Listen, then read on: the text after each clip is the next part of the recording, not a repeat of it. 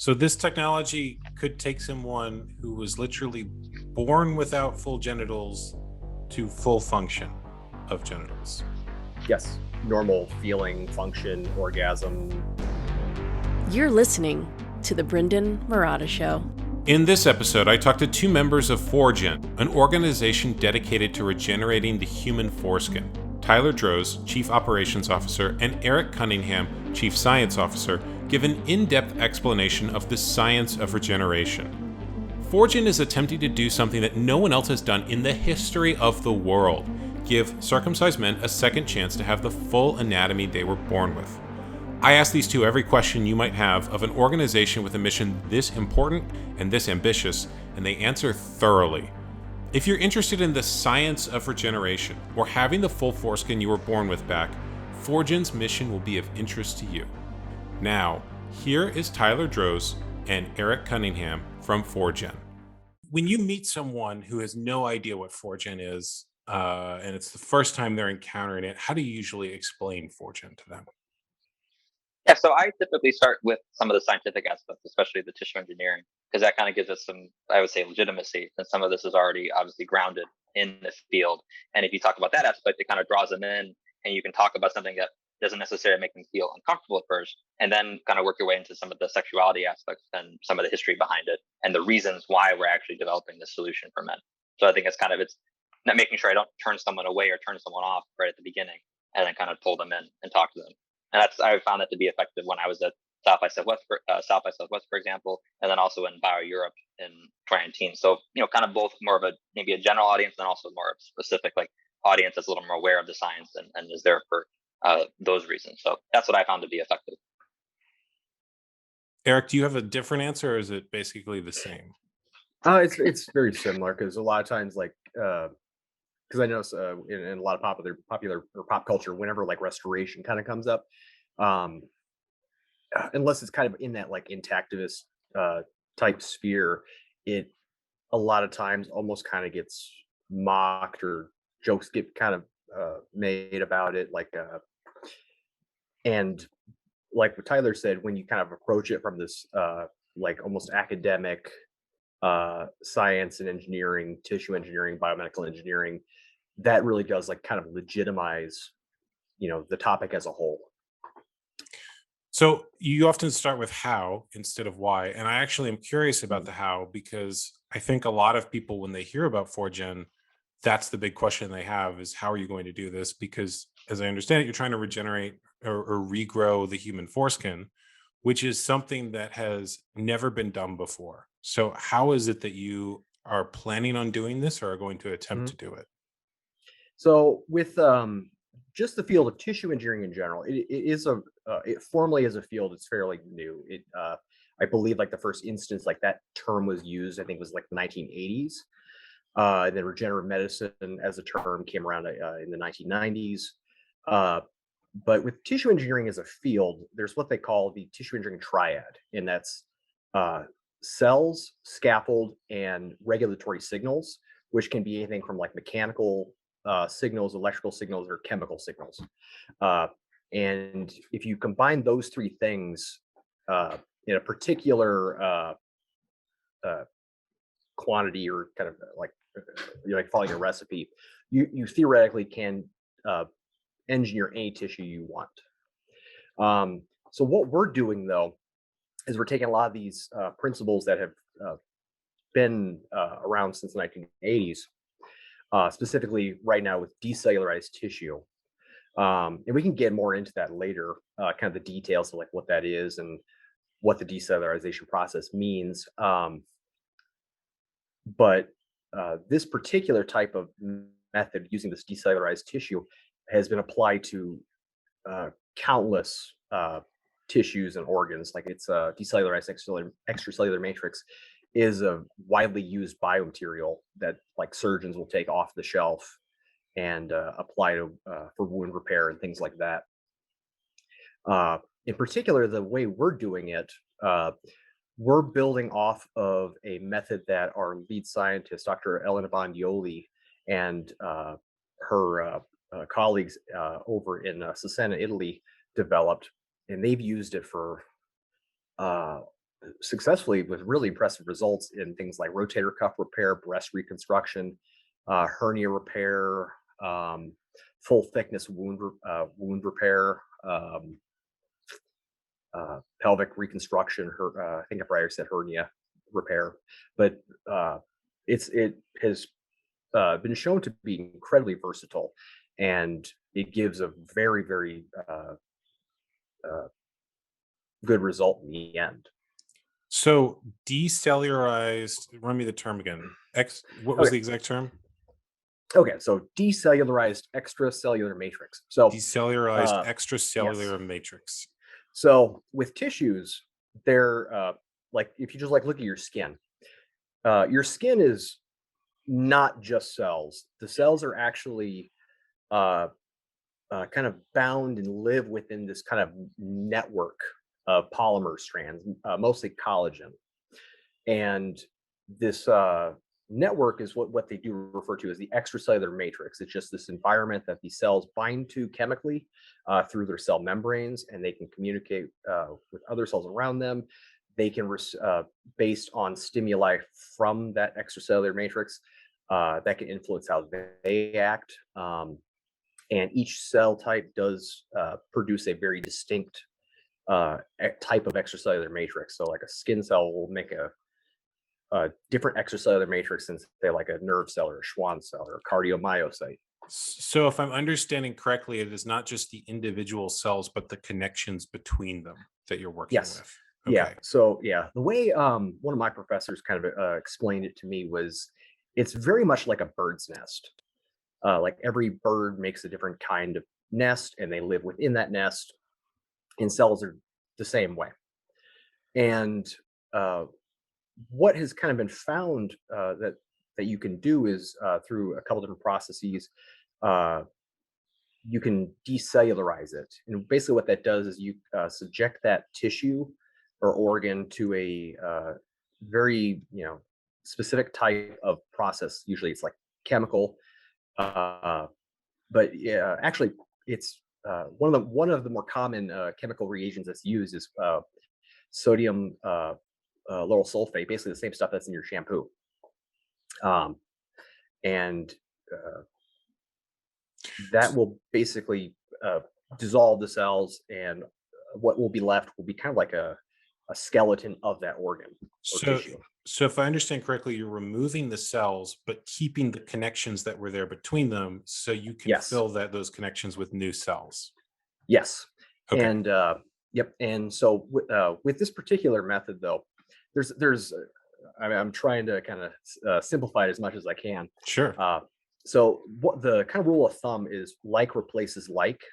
So if you're going to replace a type of tissue, so in our case, the foreskin, the best thing that you could use for a scaffold to engineer a new foreskin is the decellularized foreskin from somewhere else. Because that if your decellularization process is good, it will remove all the cellular, all the genetic material, but it will still maintain that architecture of that matrix, that network of collagen fibers, as well as chemical cues, chemical signals, which are just molecules that are embedded into that matrix, which kind of tells cells like, hey, migrate this way, or hey, if it's a stem cell, it might be like, hey, differentiate into, I don't know, endothelial cells and start making blood vessels.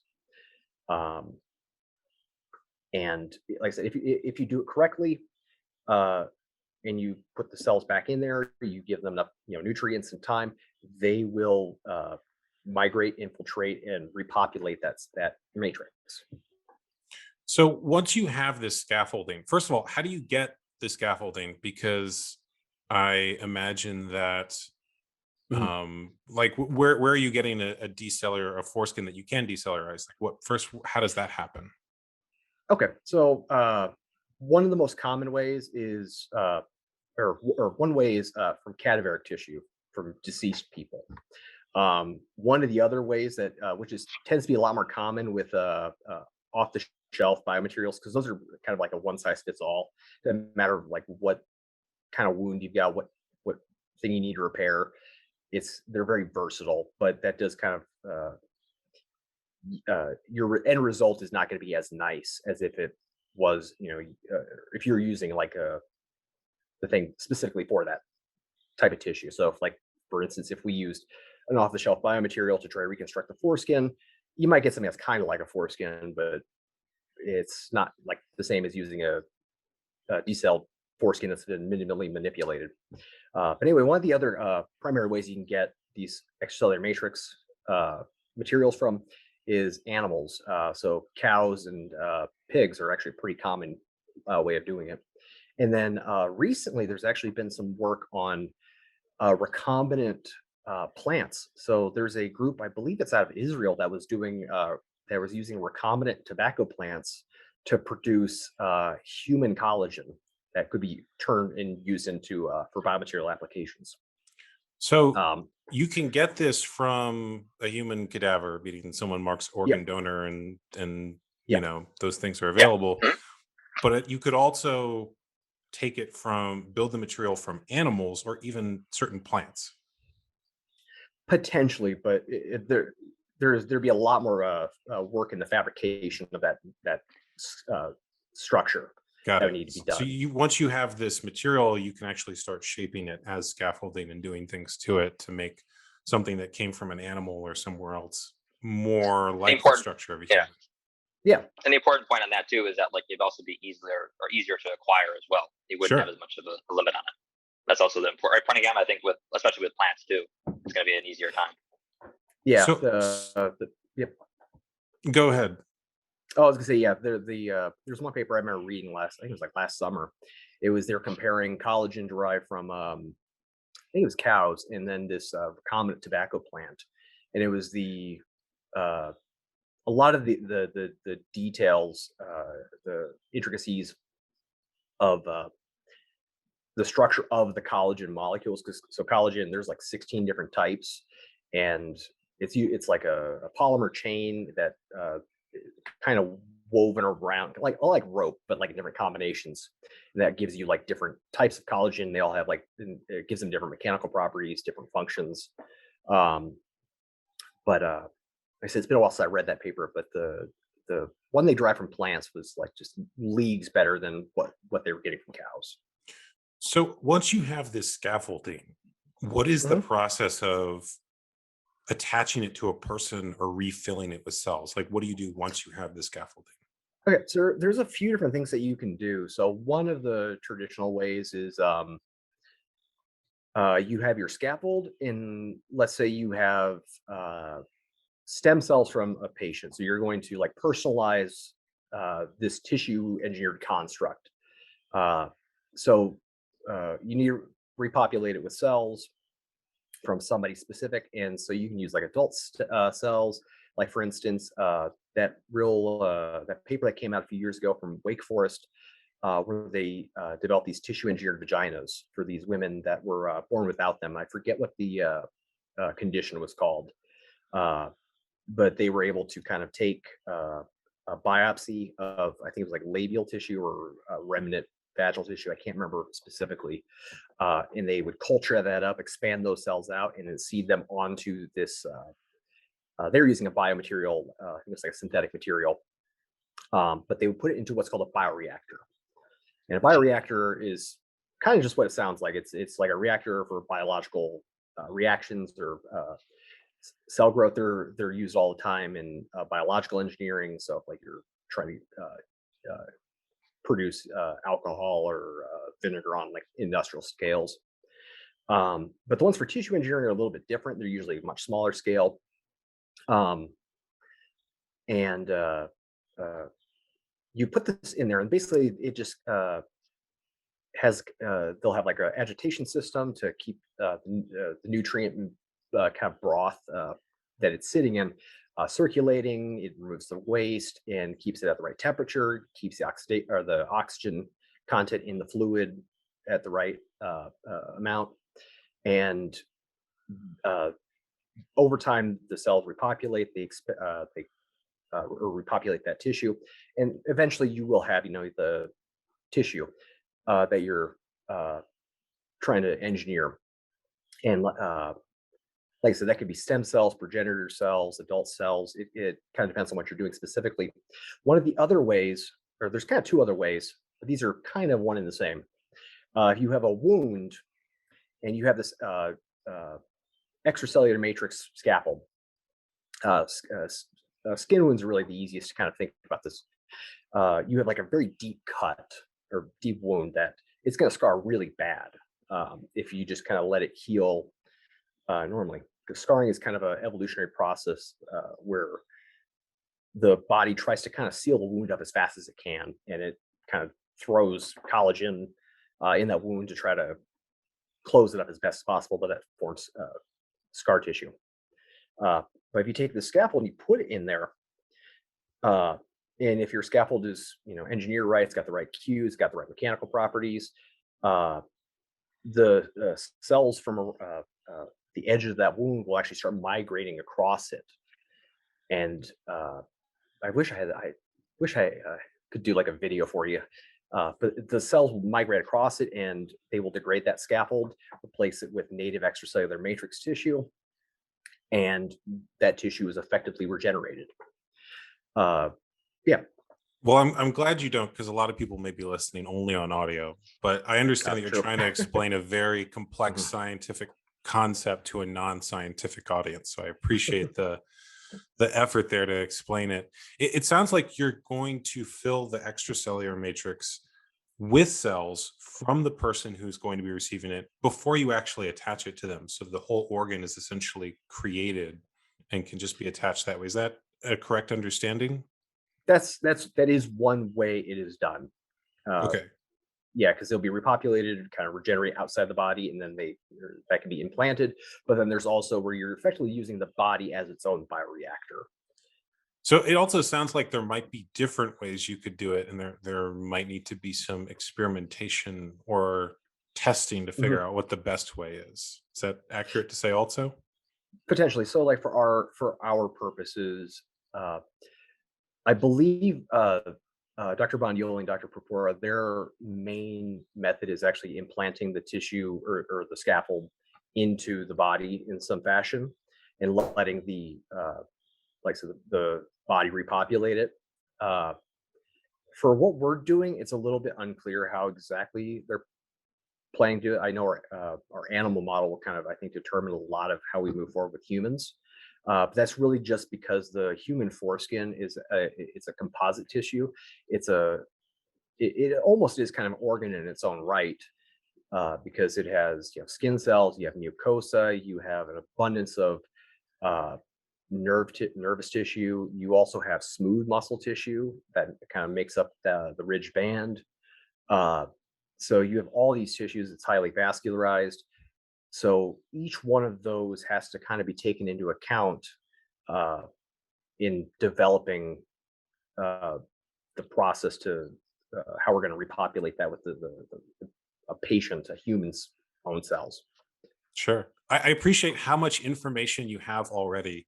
I realize I'm asking you, so exactly how technically are you going to do this thing that's never been done in the history of the world, when every project I've ever worked on, including those far less technical, has elements that you discover along the way where you think, oh, I was going to do it this way, but actually we found this is a better way. One thing you go ahead.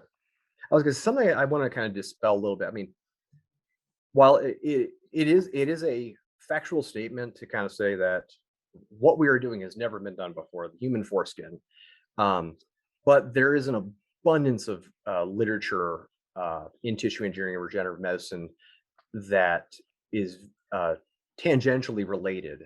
In the paper we published in 2018 on the actual development of that the foreskin scaffolding, in our research, we found that there's these two groups, one in Spain and one in, I think it was Germany, that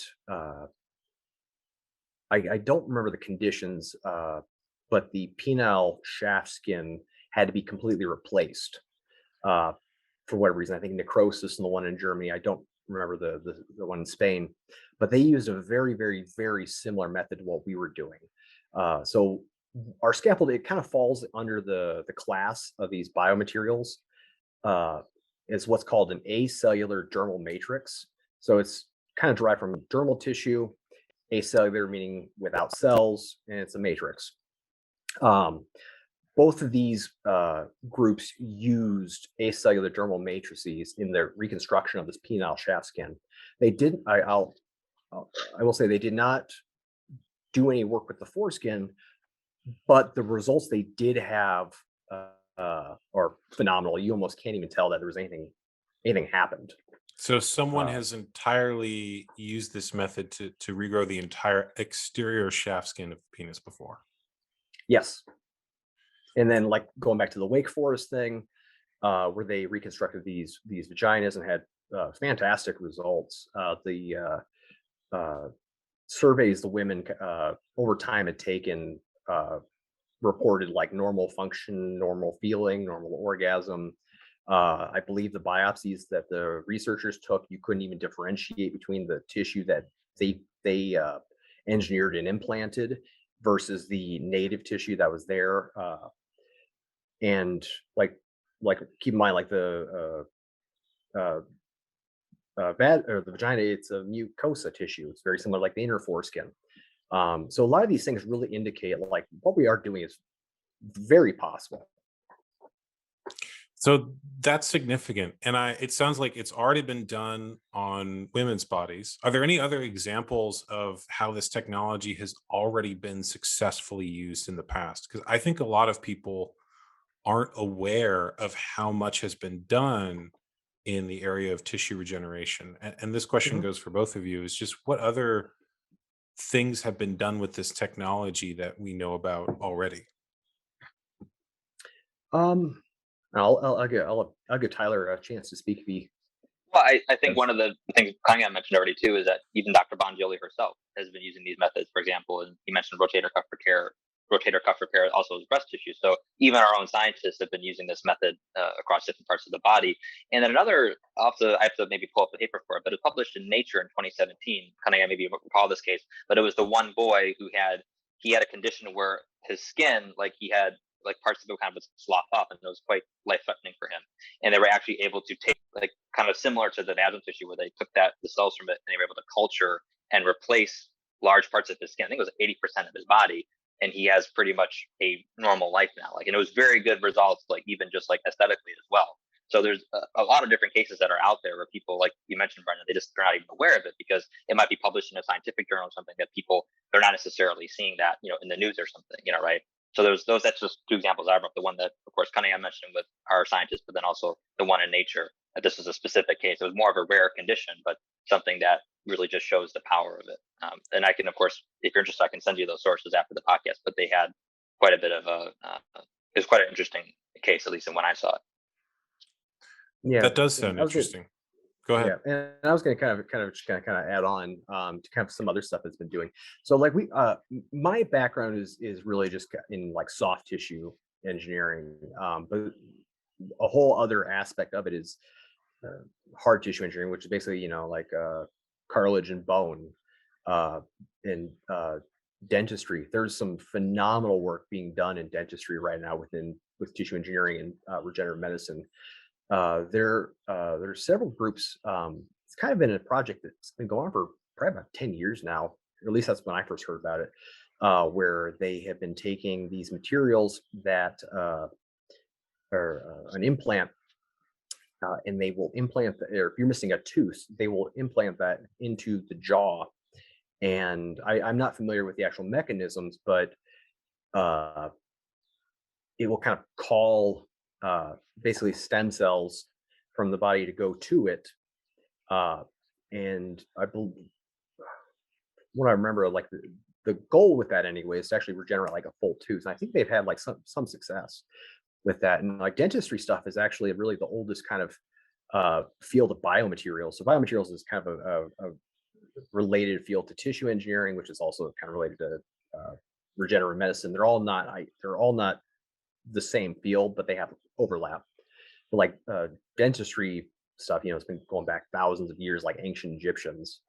That's kind of where the first biomaterials kind of started. But then like also there are some really fascinating materials like bioactive glass and other kind of ceramic materials that they use for like bone defects. Like my father, he actually just got a double hip replacement last year, and so this is a good example for that.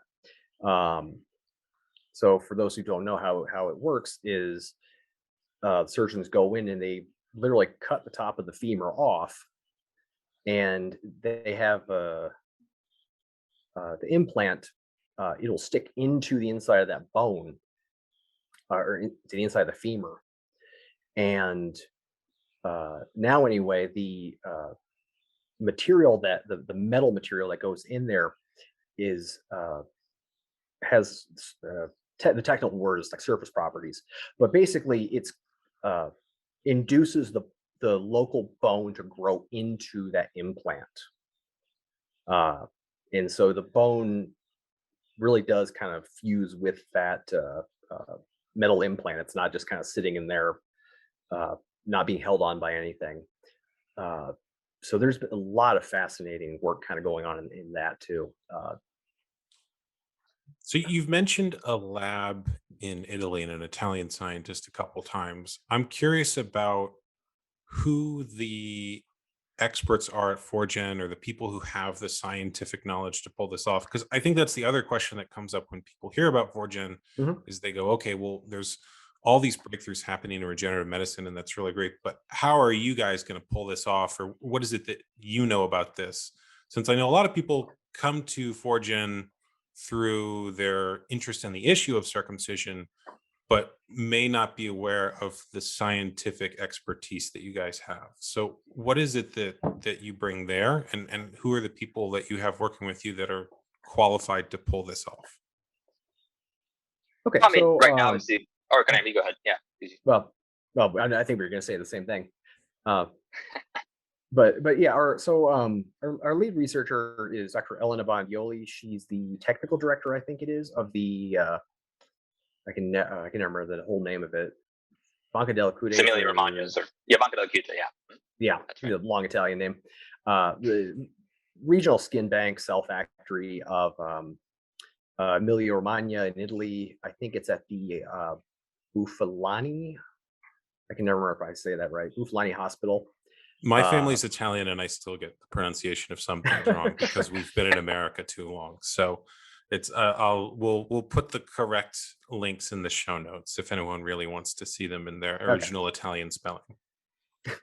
Okay, but yeah, they her and then our other researcher, Dr. Valeria Purpura. She's an assistant to Dr. Bondioli, and their expertise, or really kind of what they do day to day, primarily is regenerate, engineer skin for burn victims. Dr. Bondioli, she might be even, yeah, utilizing the same method.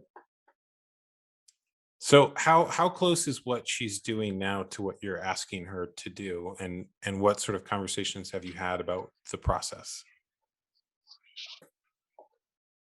Her method, like, 'cause she kind of like had used it before, but then she kind of specialized it specifically for what we're doing. So she obviously kind of adjusted it to make sure that it was something that would be effective for the foreskin. And I think the results that we've seen, obviously, from it were very indicative of that.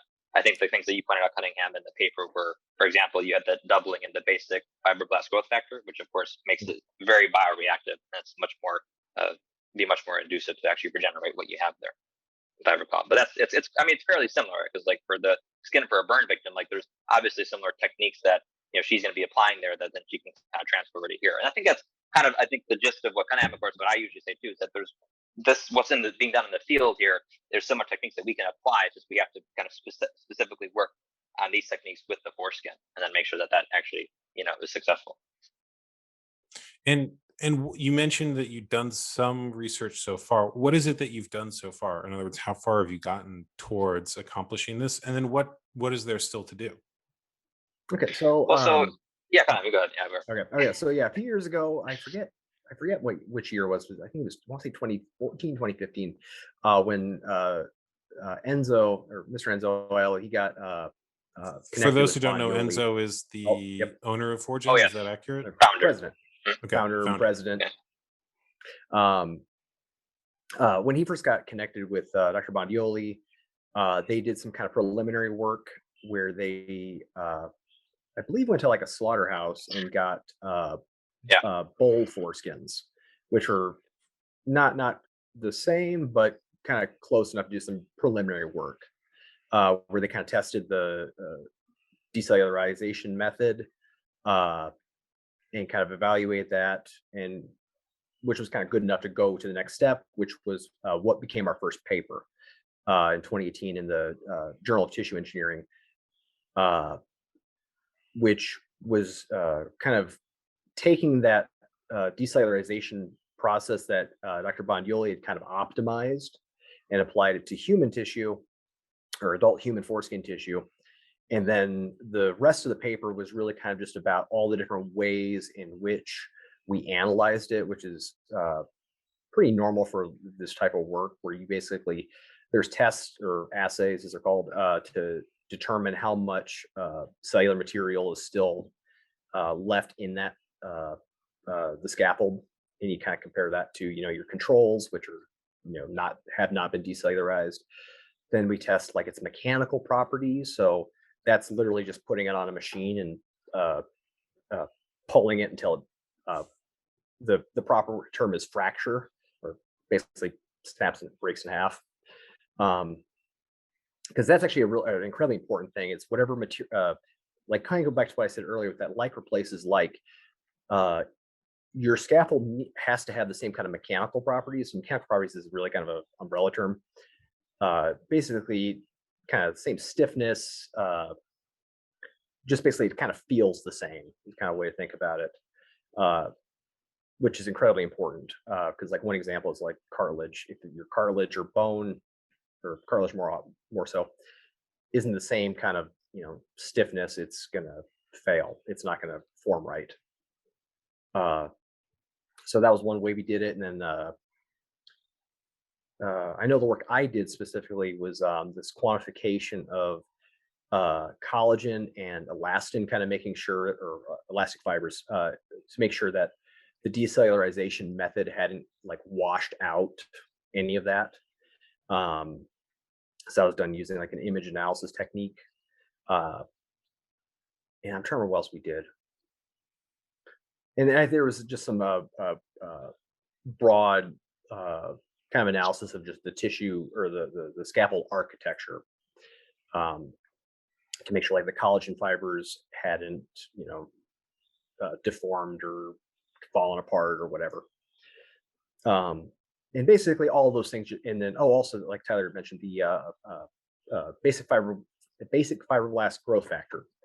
So Sure. this is this is actually kind of a really interesting thing about this particular method. I have to go back and see if it occurs in Bondioli's other work. But so kind of going back to what I said at the very beginning about chemical cues or chemical signals. So you have your cells and you have your scaffold. And the scaffold does, to a degree, kind of guide the cells and tell them what to do to some degree, because cells are kind of dumb on their own.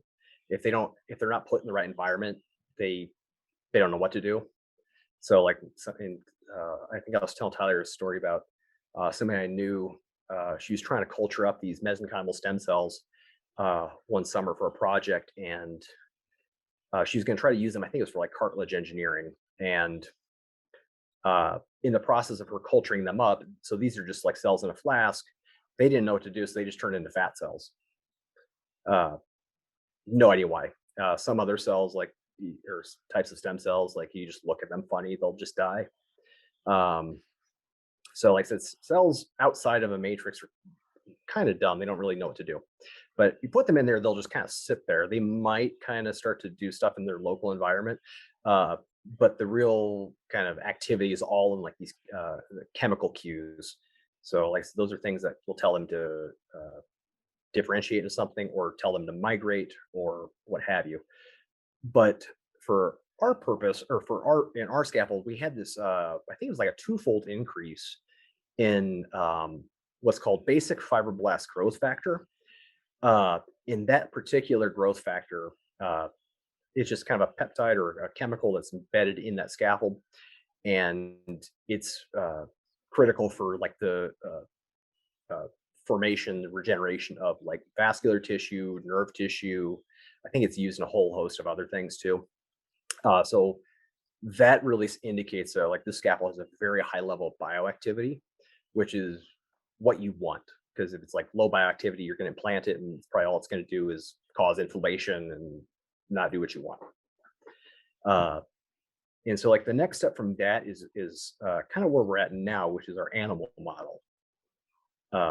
And we've recently begun collaborating with I think she goes by Dr. Angela, is it Palumbo? It's Dr. Angela Palumbo Pizionello. Yeah, it's a long Italian name.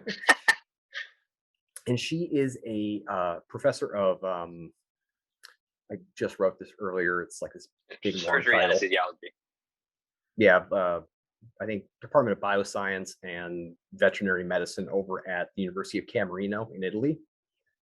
And she's kind of helping to facilitate this next stage of our research. Which Which is with animal trials of some. So correct. Doing this on animals, and then the step after that, if it's successful, would be doing it on humans. Right. And you mentioned something about grants. So that was the next question I was going to ask, is what the structure of Foregen is, what the funding was. I know you guys were a nonprofit at one point, and you're seeking investors now.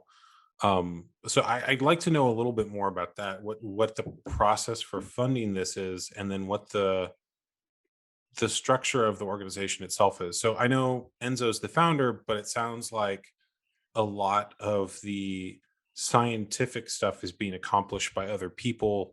So who is the person in the organization that is the owner or accountable, or is there a structure that's different than that? Maybe you could break that down as to what the structure of Foregen itself is. Yeah, I mean, so we have our leadership, who, of course, Enzo is the founder and the president, so he kind of started things way back when. And then he also has Carlo Cironi, who's the vice president, who he consults with. And Carlo is actually a philosopher by trade, so it's kind of, he talks with them, consults with them on different ideas or things that he might be thinking about. So kind of almost in an advisor sense. And then in the leadership as well, of course, is me and Cunningham. So Cunningham, of course, is our chief science officer. So he might coordinate with the scientists in Italy, help to explain things to our supporters, kind of just anything that's scientific obviously kind of falls under his purview there. For example, if he's, with the paper that he published in 2018, he helped to collaborate on that, make sure that it was formatted properly, that he did the analysis on, some of the slides in college. And so anything in that obviously realm, he'll be collaborating on that. And then obviously myself, so I kind of helped to coordinate a lot of our volunteers. Like, for example, like we put up a new website. I was kind of, in charge of that, getting that put together. If we go to conferences, I'll speak for Foregen. Just kind of general day-to-day tasks with kind of the operations that we do. So that's kind of our leadership, of course, and then we also have the staff. So we'll have, for example, people who, like Matthew, he helps work with me. He's our senior director. So we really, the three of us, work very closely together in terms of just, again, day-to-day tasks, for example, maybe putting out the newsletter, any kind of things that are require just kind of like that attention on a day-to-day basis. And then, of course, we have Robert Pitts, who he works as our director of operations, and he has planned a lot of the events that we do. Of course, with COVID, it's been a little bit of a bummer for him, obviously, because you can't really do too much in that respect. But then also he helps with PR and communications, and responding to any of our supporters, because of course we always get a lot of questions and comments and things that people kind of want to know what we're doing. Sure. And then we also have for example, like our website team. So it's Oscar Perez and Mason Michalik. They help to put together things on our site, anything that we need to do, like in that respect, updates, new pages, obviously getting content out there. Yeah, I can say. So I know you've got a lot of different people working with you and working on different things. What I'm also curious about, though, is what the structure of Foregen is now, because I know that you began as a nonprofit and there'd been talk of becoming for-profit or a company of some kind. And I was curious where things were, or what it was actually incorporated as now. Yeah, so we're still a nonprofit, obviously, but the point is that we've been able to, obviously fundraise quite a bit through donations, which has brought us up to where we are now, being able to pay for the preliminary work with animal tissue, the bull foreskin, the human tissue, so decellularizing human foreskins, and then also to help pay for animal trials. So a good chunk of that money comes from our donations that our supporters contributed, which we're very thankful for, because obviously without them, without that army of people, it wouldn't be where it is today. And of course, I mentioned before, Dr. Palumbo, she was very important in getting us some grants part from the University of Camarina where she works, of course. So she's able to help us navigate that system, and then also from the regional government or the Marche region. So also some grants from them as well.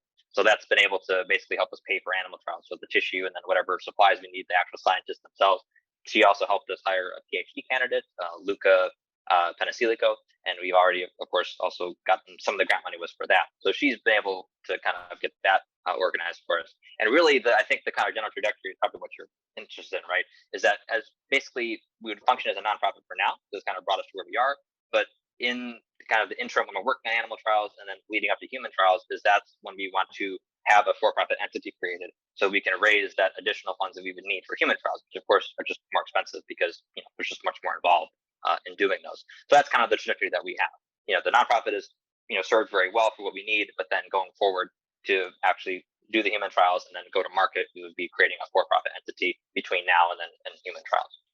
And what do you think the full process will take to create? Because I think that's the other question that people have had is they say, well, I mean, isn't this going to cost millions of dollars to do? And I don't actually know what it would cost. So what is it that you anticipate it'll take? And then what's the plan for getting that amount of money?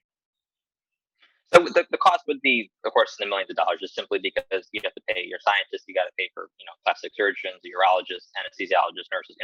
It obviously adds up after a while. But we do have interest from a lot of people. Yes. So millions is a broad number. Is there a more specific number that you guys know based on your expertise? And kind of the plan put together probably stays somewhere like the $10 million range, somewhere like around there, give or take some. It kind of depends how many, for example, participants you want to have in the trial. If we do like a phase with for example, 20 men and then say 50 men, something like that. Do we want to do an additional phase with 100 men? So you kind of have a 3-step process. It depends on that, because obviously if you include more people, you have to have, obviously, the costs are going to go up for that. But that would say that's kind of a general range. And that's, kind of what we've been looking at before. But I should say we do have people who are interested in investing. They want to work with us, and we've made contacts with people. So it's something that's just kind of, the nonprofit has served very well for what we're doing. We paid for most of the animal trials and things like that. It's just that, of course, with human trials, having those people interested who can put that money in is what's important. And we've done, as far as I can see right now, we've done a good job of making those connections and preparing ourselves, kind of laying the groundwork for that. So when you meet someone because that's exciting to hear that you have people who might be interested in contributing that significant amount. When you meet someone who's interested in helping you reach that goal of human trials or things that might cost 10 million, what it usually draws them to want to work with Foregen or to want to support this work?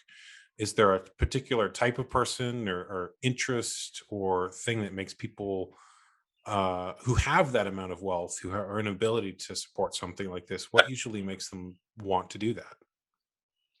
Well, I mean, for example, in some cases, some people who are just said they've actually invested in medical devices before, so something they're interested in the technology and kind of what we're developing.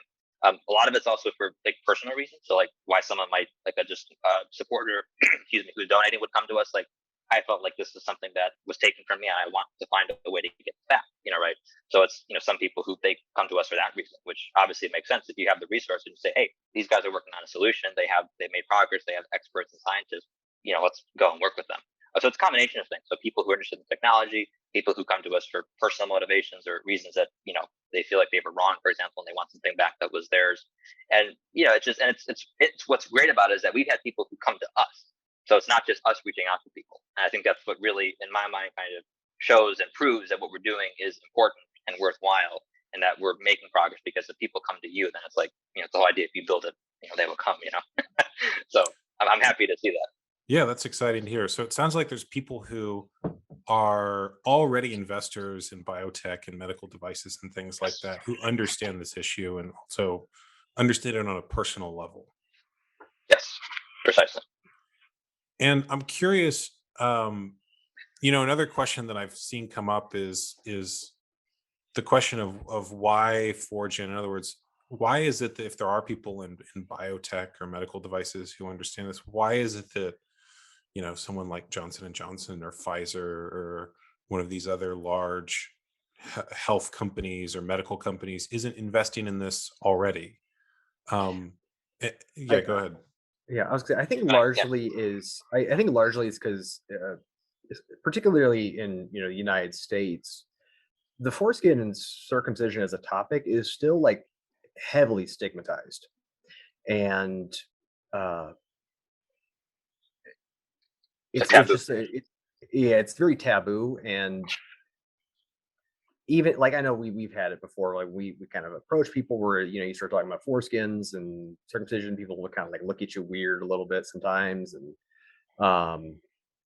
because there's a strong, I mean, like I said, the circumcision rates are decreasing in the United States, but there's still that kind of common wisdom that circumcision is just the thing you do. Don't, like a lot of people just have that stance. And then not all, I don't want to say all, like say the medical establishment in the United States, but it sounds like there's a perceptual blind spot in the medical yes, industry, and an unawareness of the need here that also yeah, makes them unaware of the opportunity. yeah, I'd say that's a pretty good assessment of it. Because I'm curious if one of those companies tried to get involved in the same space, is there an advantage that Foregen has over them? yes, Or, okay, what is that? okay, that's good. Particularly, it's the decellularization method that we do have. Like I believe Dr. Bondioli and her colleagues hold the patent on that. And I'll say you get way more bang for your buck with that than you would trying to use like traditional biomaterials to fabricate a scaffold. Eventually, that is something we are going to have to kind of deal with, just due to the demand and availability of donor tissue. But we have this very novel, very good decellularization method that we can apply to adult foreskin tissue that will, while the tissue supply is low, the results, or the predicted results are likely to be very good. And to try to get that same quality uh, from traditional fabrication methods, or even trying to compete with us with donor tissue, they would also need to kind of find a suitable decellularization method that could compete with what we have. So if they wanted to do your And, method, they'd have to buy you out, is what it sounds like. and this is something I should also mention to Bondioli. Like, this is something she's refined, like, and done thousands of times. Like, really went into the details, into the weeds there with it. So something that's not just you can just put together in a short period of time. So she's been working on that for a while. That's interesting. I didn't realize that you all at this point had proprietary stuff that only you could do. And what about the other question I've heard people ask is about Enzo as a leader, because I know his background is not in biotech research. But it sounds like he's surrounded himself with people who do have that expertise. So I'm curious, is that the way you would address that particular question or concern, or is there something else you might add to it? Yeah, I'd say it's pretty accurate. Yeah, I'd say that's very accurate. Like Enzo is an incredibly creative person. He has some just absolutely just incredibly unique and inventive ideas, which really kind of meshes really well with like someone like me, or Dr. Bondioli, which we're more like science and engineering based. And I'll admit, like my creativity comes in spurts, and I'd never be able to come up with like half the stuff that Enzo is kind of just ideas he's just kind of like throwing out, like, well, what if you do this? So it's a really interesting dynamic that I think actually works pretty well. Speaking of that creativity, Foregen, as I understand it, has been publishing certain stuff about men's stories or having articles on your site. I'm curious if you could talk about that, because one of the things that I find really interesting about the model that you've created is that spreading awareness about the issue of circumcision and publishing information on it is actually in the marketing interests of what you're doing. In other words, if more people know about this as an issue, then more people will be interested in the solution that you're creating. So I'm curious what you all are doing to talk about the issue and how your conversation about it is different, because I know that Foregen is not an activist organization. There's a lot of people who are doing activist work, but your perspective or role is different. So what exactly is that, and what sort of Yeah, stuff are you creating to yeah, talk about the issue in the company? yeah. So Tyler can probably kind of address this further. I know one of the things we've kind of discussed in kind of our approach to this kind of stuff is, so like historically, intactivism has been very much like grassroots, like on the street protesting type stuff. But there also has been kind of an academic aspect to it. So you have like people like Peter Adler, Robert Van Howe, Swoboda, David Llewellyn. You've got all these figures that they do function as academics, and they have that kind of there's this dichotomy between the two. Sure. This is true And of all activist movements. There's people right, writing theoretical and academic work, and there's yeah, people who are doing grassroots door-to-door yeah, conversation. and I think kind of like what we've been kind of trying to do is kind of lean more into that more academic end of things, give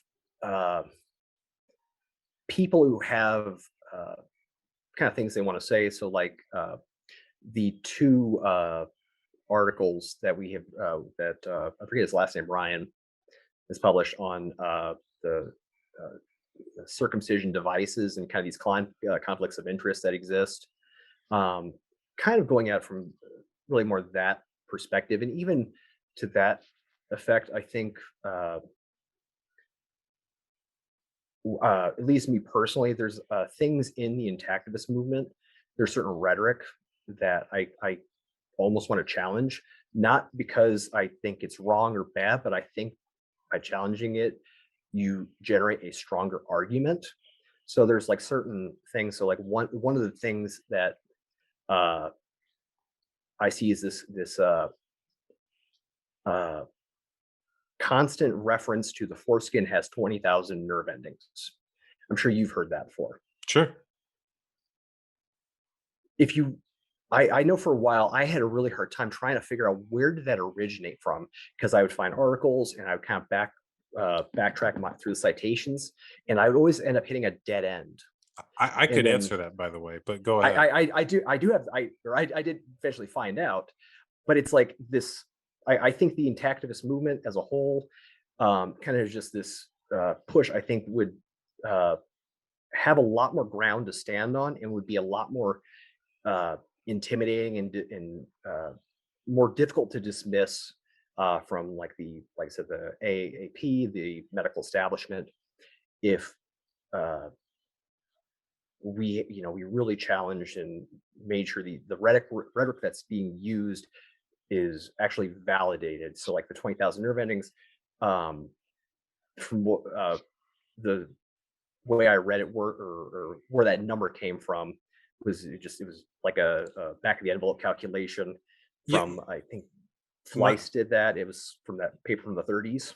so my understanding is that it was a calculation someone did based on the John Taylor Ridged Band study, but it was an estimate of, well, if there's this many nerve endings here, then there's this much tissue, then this is probably how much it is. But the research hasn't been done Right. to actually look at a foreskin and say this is the exact Exactly. number.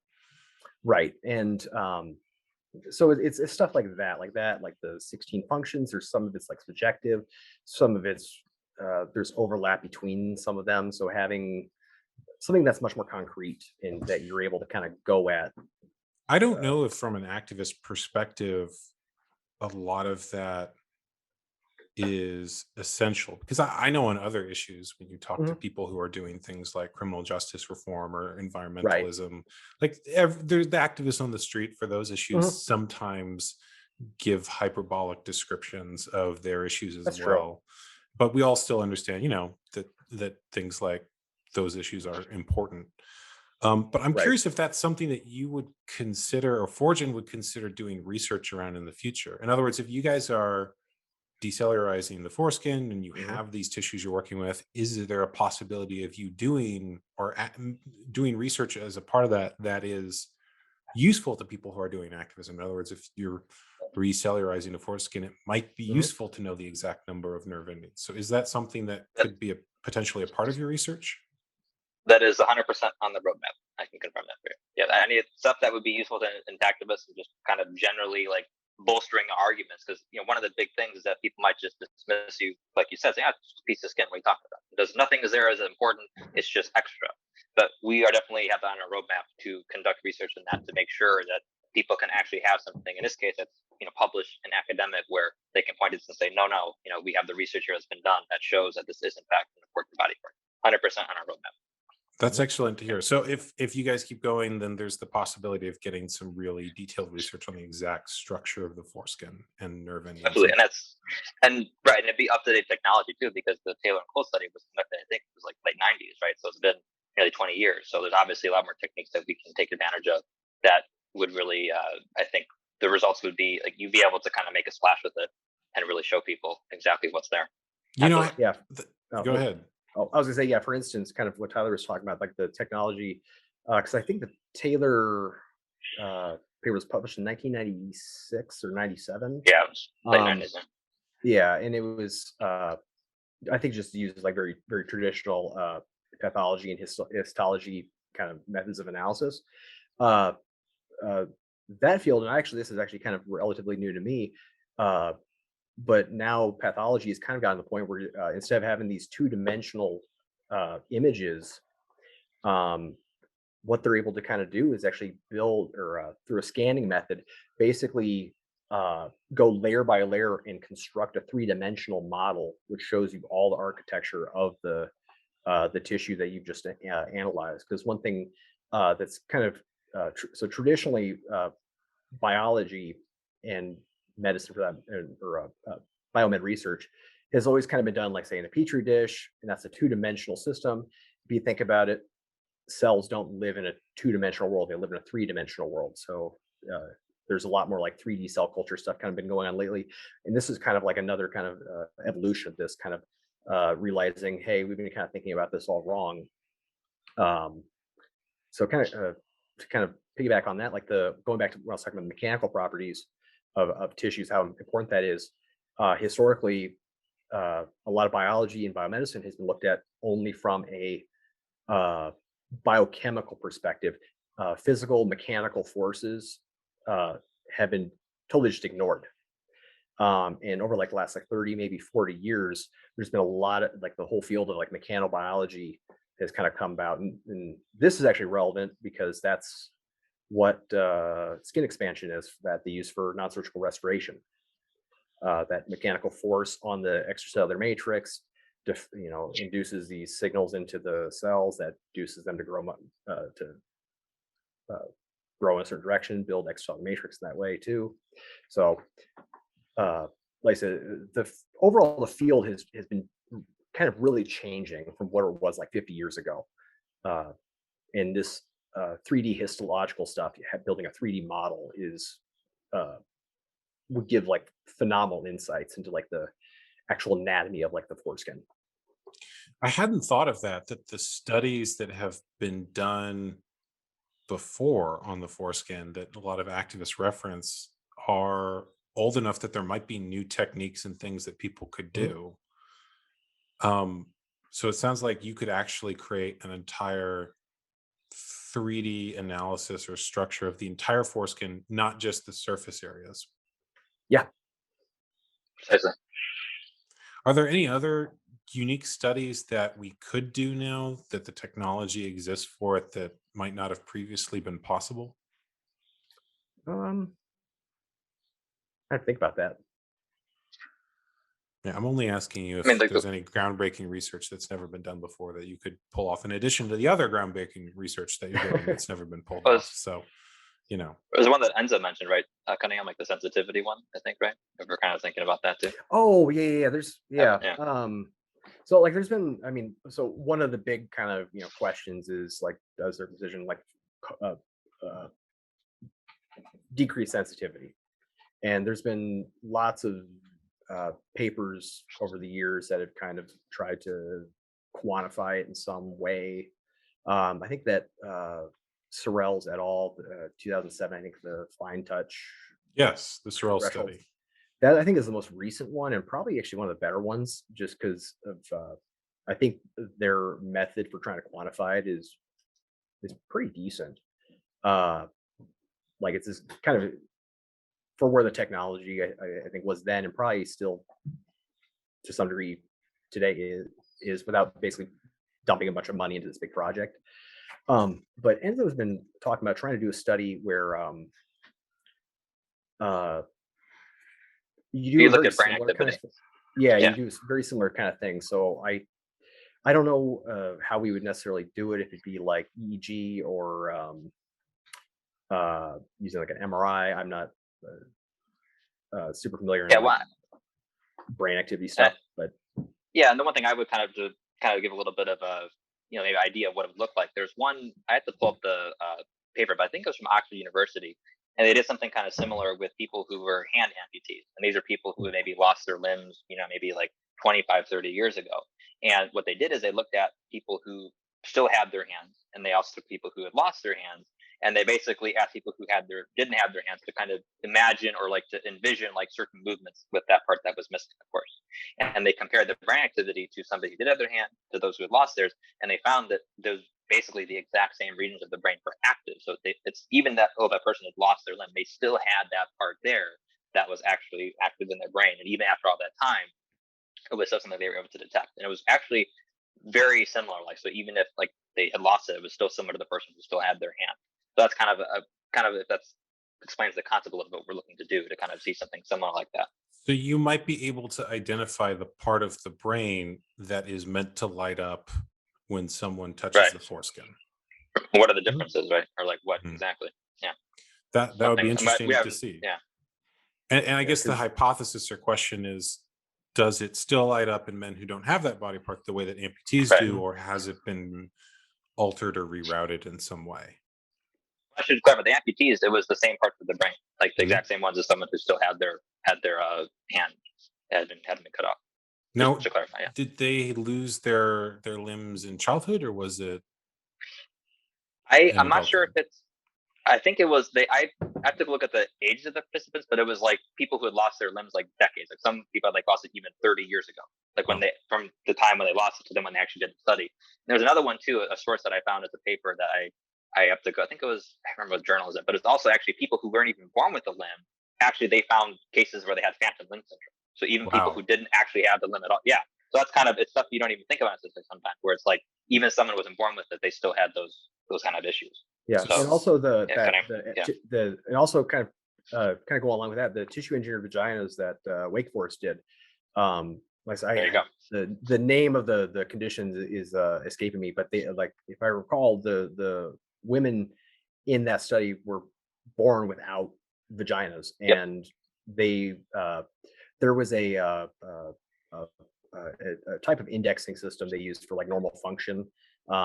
There's one, or these one for women. I guess there's some for men. I'm not familiar with a lot of them, but they like reported, like I said earlier, normal feeling, function, orgasm, everything. So that also like 7 or 8 years after they followed up with them. So it was like even long term. Wow.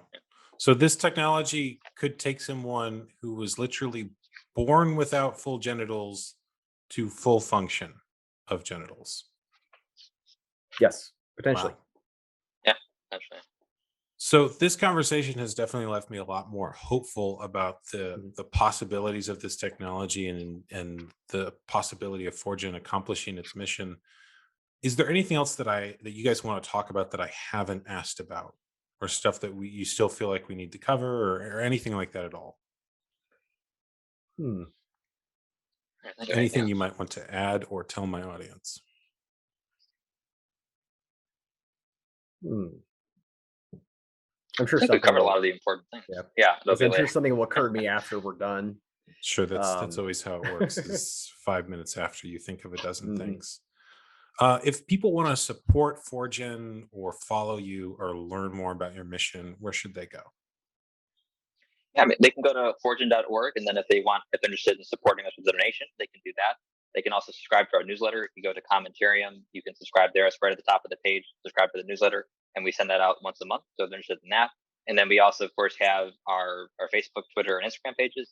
And also YouTube as well, I should say. That's actually good because we published a video from our scientists there recently. And all of those it's just Foregen. So if you search for Foregen, you should see like our logo pop up. It'll be like our blue logo, and you can find us there.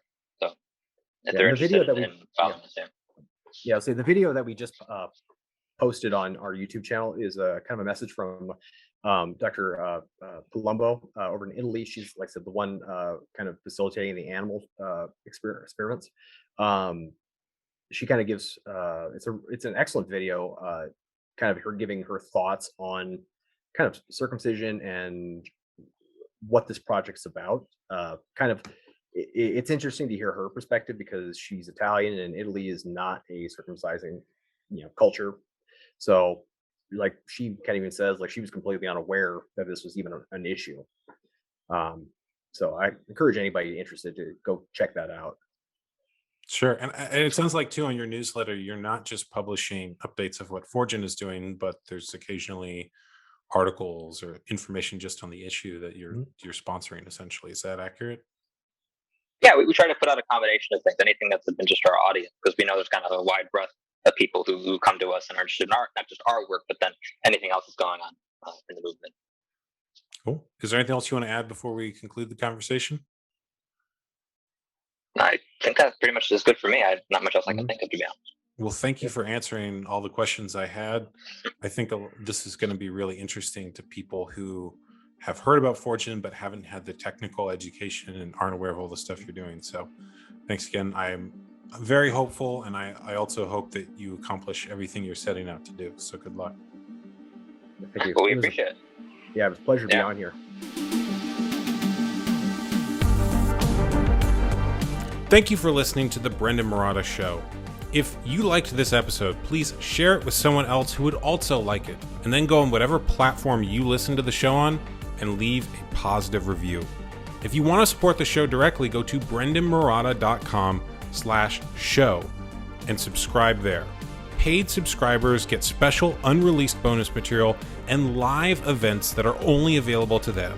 Once again, that is brendonmarotta.com/show. Thank you for listening, and I will talk to you all later.